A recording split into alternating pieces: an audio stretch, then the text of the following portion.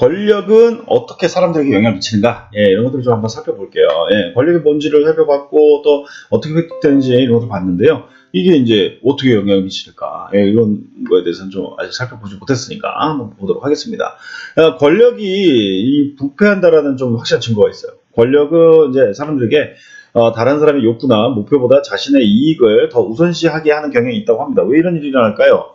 예, 참 흥미롭게도 권력을 가진 사람들은 개인적 이익을 챙길 수 있기 때문에 권력은 사람에게 자신의 이익에 관심을 갖게 만든다는 것이죠. 또 권력은 사람들이 자신의 어떤 내부 감정이나 충동에 의해 행동할 수 있는 자유를 주기 때문에 자신의 목표와 관심을 더 중요하게 여기게 한다는 것입니다.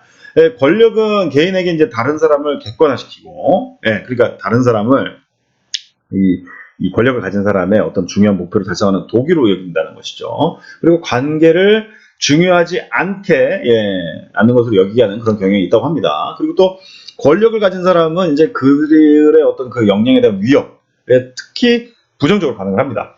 권력 있는 지위에 어떤 사람들은 이제 가능한 그 권력을 장악하려고 하죠. 그리고 자신의 어떤 그런 권력을 위협을 받으면 그러면 이것들을 유지하기 위한 행동, 그러니까 이러한 행동이 다른 사람에게 해를 끼치든 아니든 뭐 상관없이 기꺼이 합니다.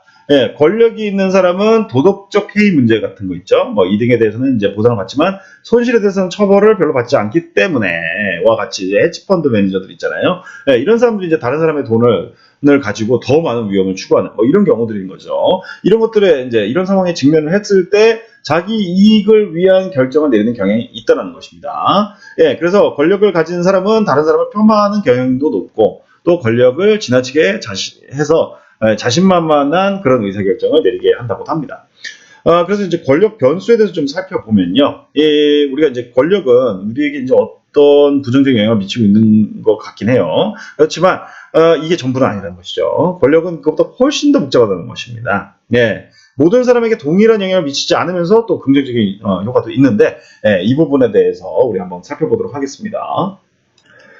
일단은 이제 권력의 어떤 부정적인 효과를 보면은 권력의 행사자 있죠. 이런 사람의 그 성격에 대해서 좀 좌우가 됩니다. 이 연구 결과에 따르면요.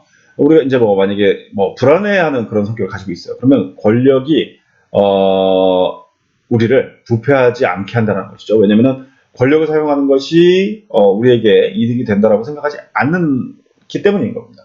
그리고 이제 권력의 부패, 이제 조직 시스템에 의해서 억제될 수 있다는 겁니다. 어떤 연구에 따르면 이제 권력이 사람들에게 이기적으로 행동하게 하지만 그러한 행동에 대해서 책임을 져야 되는 경우에는 사람들이 이기적으로 행동하지 않는다는 것이죠. 그리고 이제 우리가 이제 권력의 어떤 부정적인 효과를 감소시킬 수 있는 방법을 가지고 있다는 것입니다. 이제 어떤 연구 보면은 권력을 가지고 있는 사람에게 이제 단순하게 감사를 어떤 표현하는 것만으로도 어떤 그 상대방에 대한 공격적인 행동을 줄일 수 있다는 것이고요. 그리고 이제 권력이 없는 사람은 또 조그만 권력이라도 생기면 그것을 좀 남용한다는 말, 뭐 이런 말 들어보신 적 있어요? 낮은 지위에 있는 사람이 권력을 갖게 되는 경우, 권력을 남용할 가능성이 가장 높다라는 점에서 볼 때 일리가 있습니다. 이런 일이 왜 생길까요? 낮은 지위의 사람들은 종종 모욕감을 느끼고 위협을 당하기도 하고 이렇게 되는데 이로 인해서 야기되는 그런 분노가 나중에 이제 권력이 생기면은 이것을 부정적인 방식으로 사용하게 된다는 것이죠. 그래서 어떤 요인은 권력의 부정적인 효과를 조절할 수 있다는 것이고요. 그렇지만 긍정적인 또 효과도 있습니다. 권력은 이제 목표 달성을 위해서 이제 활력을 불어넣고 동기를 유발할 수 있어요. 또 권력은 다른 사람에게 도움을 주려는 어떤 동기를 강화할 수도 있습니다. 예를 들면 어떤 연구에서 보면 이제 사람이 권력을 가지고 있다고 느낄 때 다른 사람을 돕고 싶은 그런 소망이 실제 작업 행동으로 전환된다는 것을 발견한 바도 있습니다. 이제 이러한 연구 결과는 이제 권력에 대해서 중요한 통찰력을 제공을 하죠. 권력은 부패하기보다는 어떤 우리가 되게 중요하게 생각하는 것을 할 수 있게 한다는 것입니다. 이러한 연구를 지지하는 또 다른 연구가 있는데 권력의 어떤 윤리적 정체성, 그러니까 어떤 사람의 정체성에서 이제 윤리가 중요한 정도, 이런 윤리적 정체성이 약한 사람에게서는 이기적 행동을 유발한다는 걸 보여줬지만 강한 윤리적 정체성을 가진 사람의 경우에는 권력이 그들의 어떤 윤리의식을 강화하고 기꺼이 윤리적인 행동을 하게 한다는 것입니다. 그리고 이제 그 중요한 이 권력에 관련해서 좀 중요한 이슈가 바로 이제 성희롱입니다. 예, 이제 직장 내에서 불평등한 어떤 권력이 어떤 드러나는 어떤 그런 사례라고 볼 수 있어요. 이 성희롱은 이제 상대방 의사에 반하는 어떤 성과 관련된 운동, 예, 이런 것이죠. 어떤 개인의 어떤 고용에 영향을 미치고 또 적대적인 작업 환경을 창출하는 그런 활동으로 정의되고 있습니다.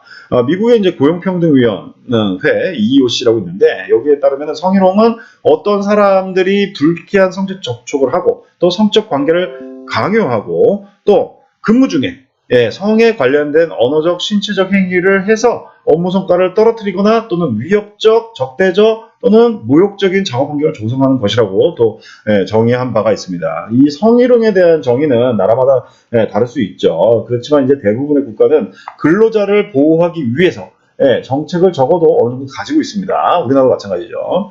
그렇지만 정책이나 법의 준수 여부는 좀 다른 문제예요. 고용평등 기회법안은 이제 파키스탄, 방글라데시, 오만에서 제정됐지만 연구에 따르면은 이것이 잘 실행되지 않는다고 해요. 일반적으로 이제 남성 중심의 사회에서는 이제 성희롱이 더 빈번하게 나타난다고 합니다. 예를 들면 파키스탄에서의 연구를 보면 여성 근로자의 93%가 성희롱을 당했다고 예, 제시한 바가 있고요. 또 싱가포르에서는 남녀 근로자의 54%가 성희롱을 당했다고 보고한 바가 있습니다. 미국과 이제 또 다른 나라에서 보면은 또 성희롱 비율은 일반적으로 좀 낮지만 여전히 골치 아픈 예, 문제이기도 해요. 조사에 따르면 이제 미국 여성 4분의 1, 또 남성의 10%가 성희롱을 당했다라고 한 바가 있고, 또 EOC 자료를 보면 이제 성희롱이 감소하고 있음을 또 보여주고 있습니다. 이 성희롱 클레임 같은 경우는 모든 차별 클레임이 한 10% 차지한다고 해요. 1990년대 중반에는 이 비율이 한 20% 정도 됐으니까 많이 줄어든 거죠. 예, 이 중에서 이제 남성이 제기한 어떤 클레임은 이제 1997년에 11%에서 현재는 17.5%까지 증가했어요. 그러니까 성희롱은 또 어떤 유형의 어떤 직무에 일하는 여성에게 불균형적으로 더 많이 나타나는 경우도 있습니다. 예를 들면 식당업에서 수행된 연구를 보면 여성 종업원의 어떤 80%가 동료나 또는 고객으로부터 성희롱을 당했고 남성 종업원은 또 70%가 성희롱을 당했다고 보고된 바가 있습니다. 그러니까 핵심은 적대적인 작업 환경으로부터 구성원을 보호할 책임이 경영자한테 있다는 것이죠. 그래서 경영자가 구성원이 성희롱을 당하고 있다는 것을 인식하지 못할 수도 있지만 그것을 인식하지 못했다라는 것이 경영자와 조직을 보호해주진 않습니다. 우리나라도 법적으로 그렇죠. 네, 경영자가 성희롱에 대해서 알 수 있었다고 믿는 경우에는 또 경영자와 또 회사 모두에게 법적 책임을 지라고 할 수도 있습니다. 이 정치라는 게 결국은 이제 권력의 사용입니다. 그래서 사람들이 모여서 이제 집단이 형성이 되면 이제 권력이 이제 사용되죠. 그래서 사람들은 이제 영향력을 행사를 하고 보상을 얻고 또 경력을 좀 발전시킬 수 있는 그런 기회를 찾으려고 합니다. 이 개인의 이익을 위해서 자신의 권력을 사용할 때 이것을 이제 바로 정치를 한다라고 보는 것이죠. 그래서 정치적 기술이 뛰어난 사람들은 권력의 원천을 효과적으로 사용하는 능력을 가지고 있는 거고 또 정치는 또 불가피한 것이냐 아니라는 것입니다. 예, 아주 필수적이다 라고 보고 있습니다. 그래서 정치라는 것에 대해서 우리가 조직 생활을 할 때 전혀 이렇게 나는 정치와 무관한 사람이야 이렇게만 보기에는 한계가 있습니다. 필수적이기 때문인 거죠. 그래서 정치적 행동의 좀 정의에 대해서 한번 살펴볼게요. 조직 정치에 대한 정의가 굉장히 많습니다. 모두 이제 조직의 의사결정에 영향을 미치는 권력 사용 그리고 또 조직으로부터 제재를 받지 않는 어떤 이기적인 행동에 초점을 좀 맞추고 있습니다. 이제 여기서는 이제 그 조직에서 이제 정치적 행동을 이제 이렇게 정의를 하자면 공식적인 역할은 아니지만 조직 내에서 이해 득실에 영향을 미치거나 또 미치려고 하는 활동을 조직 정치라고 좀 정의하고 있습니다. 이러한 정의는 이제 그 사람들이 이제 조직 정치에 대해서 이야기를 할 때 이제 의미하는 어떤 핵심 요소를 이제 포함을 하는데요. 정치적 행동은 명시화된 직무 요구를 넘어서는 것이죠. 이러한 행동은 이제 자신의 권력 기반을 사용하려는 그 시도가 있어야 됩니다. 그래서 의사결정을 위해 사용되는 목표, 기준 또는 과정에 영향을 미치는 노력을 포함을 하죠. 그래서 이런 정의는 이제 광범위해서 의사결정자로부터 입수한 어떤 그런 핵심 정보의 통제, 그리고 연합 형성, 고발, 고충 신고, 소문 퍼뜨리기, 매스컴의 비밀 정보 유출, 상호 이익을 위해 조직 내 다른 구성원과 어떤 부탁을 주고받는 것 또는 특정 개인이나 결정안에 대해서 찬성하거나 반대하기 위한 어떤 로비 활동 등 이런 다양한 정치적 행동 이런 것들을 다 포함을 합니다. 어떤 측면에서 보면 정치적 행동은 흔히 부정적이지만 항상 그런 것은 아니다라고 말씀드릴 수 있겠습니다. 정치의 어떤 현실에 대해서 말씀을 한번 나눠볼게요. 이 경험이 좀 많은 그런 경영자들하고 인터뷰를 해보면은 대부분 경영자가 이제 정치적 행동이 조직 생활에 굉장히 중요한 부분이라고 생각을 합니다. 그래서 많은 경영자들은 이 정치적 행동이 다른 사람에게 직접적인 해가 되지 않는다면 이 정치적 행동의 사용이 윤리적이고 필요하다라고 말하고 있습니다. 이들은 이제 정치를 필요악이라고 설명하고 또 정치적 행동을 사용하지 않는 사람은 업무를 수행하기가 어려울 것이다 라고 믿고 있습니다. 또 대부분의 사람들은 정치적 행동을 효과적으로 좀 사용하도록 훈련을 받은 적이 없다고 말해요. 그런데 왜 정치가 존재하는 것일까요? 또 정치가 없는 조직은 있을 수 없는 것일까요? 가능합니다. 정치는 그러니까 없는 조직도 있을 수 있어요. 그렇지만 그러니까 조직의 어떤 그 모든 구성원이 동일한 목표 그리고 관심을 가지고 있고 또 조직의 자원이 풍부하고 또 성과 결과가 완전 명확하고 객관적인 경우에 이게 가능합니다. 정치가 없어도 되는 거죠. 그렇지만 우리의 일상생활, 실제 생활하는 조직 세계는 전혀 이렇지 않죠. 우리의 실제 생활이 모든 구성이 동일한 목표와 관심을 가지고 있고 또 조직의 자원이 막 풍부하고 또 성과 결과 막 정말 명확하고 객관적이고 이렇습니까? 그렇지 않죠.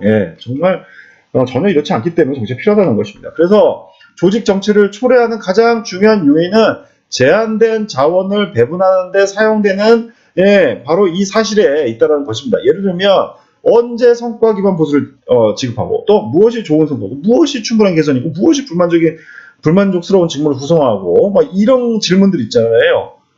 이런 것들을 좀 살펴볼 필요가 있습니다. 예를 들면 메이저리그의 어떤 야구팀 감독 같은 경우에는 뭐 0.4, 그러니까 4할 때의 기록을 가진 타자 있잖아요. 이런 사람을 우수한 선수라고 보고 또 1할, 2푼, 5리 막 이런 타자를 형편없는 선수라는 걸 누구나 다 알고 있어요. 야구 천재가 아니더라도 4할 타자는 메이저리그에서 뛰어야 되고 또 1할 때 이런 타자는 마이너리그로 보내져야 되는 걸 알 수 있죠. 그런데 이런 경우도 있어요. 2할 8푼 또 2할 9푼의 기록을 가진 그런 타자들을 선택해야 되는 이런 경우가 있을 때 어떻게 할 건가요? 이럴 때 객관적이지 않은 요인들이 작동할 수밖에 없습니다. 야구장, 지식, 태도, 잠재력, 집단 내에서의 어떤 수행 능력, 팀에 대한 충성 이런 다양한 요소들이 고려가 된다는 것이죠. 그래서 경영의 어떤 의사결정은 1할 때 타자와 4할 때 타자들을 구분하는 이런 것이 아니라 2할 8푼, 2할 9푼의 타자들에 대해서 이들 중에 누구를 선택할 것인가와 거의 유사하다는 것이죠. 그래서 조직 생활에서 광범위하게 나타나는 어떤 모호한 중간 영역이 굉장히 많기 때문에 그러니까 사실이 제공하는 의미를 명확히 해석할 수 없는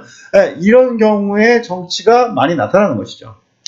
그리고 대부분의 의사결정은 아주 그 모호한 상황, 그러니까 사실이 거의 객관적이지 않고 해석하기 나름인 코에 걸면 코걸이고 귀에 걸면 귀걸이는 이러한 상황에서 대부분의 의사결정이 이루어지기 때문에 조직의 구성원은 그들의 목표와 이익을 위해 가능한 한 모든 영향력을 사용한다는 것이죠. 그리고 그것을 정치 공작, 공작이라는 활동을 유발하게 됩니다. 그래서 어떤 사람이 조직의 이익을 위해 쏟은 어떤 이타적인 노력이 다른 사람에게는 아주 개인의 이익을 얻으려는 노골적인 시도로 보일 수도 있다는 것입니다.